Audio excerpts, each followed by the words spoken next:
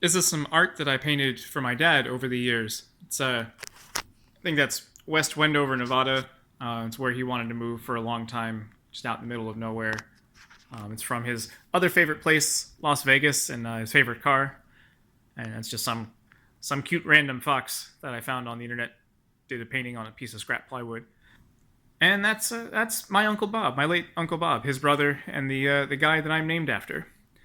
And I'm here for hopefully one of the last few times in this still pretty trashed house, packing stuff up, and hoping to get him settled in his new place. It's still really weird being here.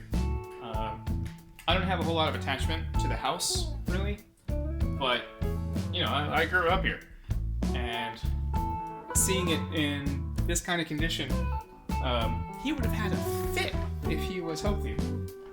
But he's not, and he can't safely live here anymore. So, packing stuff up into a million boxes to get ready to move to his new place and the storage unit, and just doing a quick walk around just by myself before I start filling even more garbage bags. This tiny little box, my first bedroom. Can't say I remember a whole hell of a lot about it, except this light switch, state of the art, touch sensitive, back in the 70s, and it still works. I don't remember the walls being quite so moldy. Yet another reason why we've got to get him out of here. This slightly larger tiny box, my second bedroom, and growing up, there were these dinosaur stencils all around the border of the room that they've long since been painted over, and the roof leaked for I don't know how long. That was a source of great anxiety for me, because we didn't have a lot of money to fix it back in the day. If anyone wants some ceramic sculptures from Pier 1, let me know. They're here for you. It's amazing how far denial will get you. There's all moldy stains on the floor. And these little black specks is just, mouse crap. Mouse crap for miles. So his bedroom has come a real long way as we're packing it up. And, I'm still shoveling, literally. Still literally shoveling crap. But you can see the floor now. And still mouse droppings all over the place. And he was living in this as if it was okay. There was no problem with that.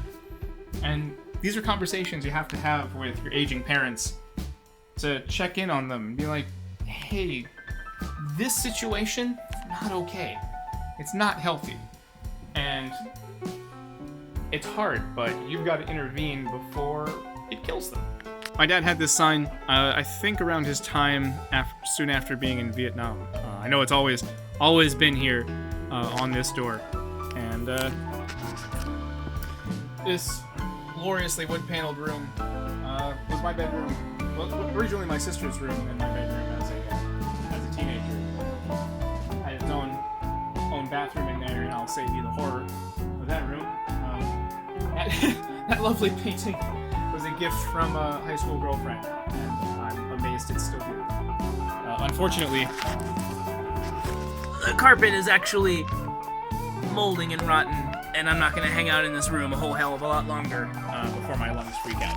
But yeah, this was my little secret den, laundry room back there.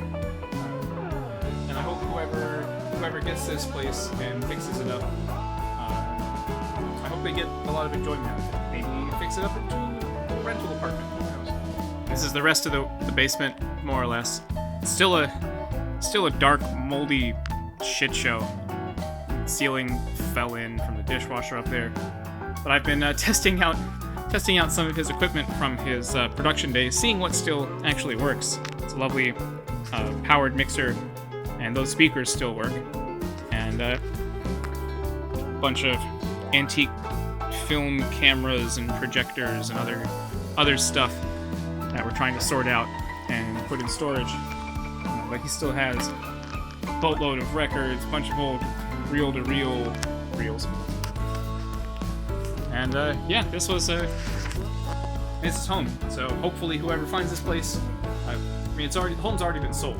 So hopefully, the people flipping it sell it to a nice, loving family, and they get many years of enjoyment out of it. And I hope they never find this video and see what nightmare that they've purchased. Good luck to you all.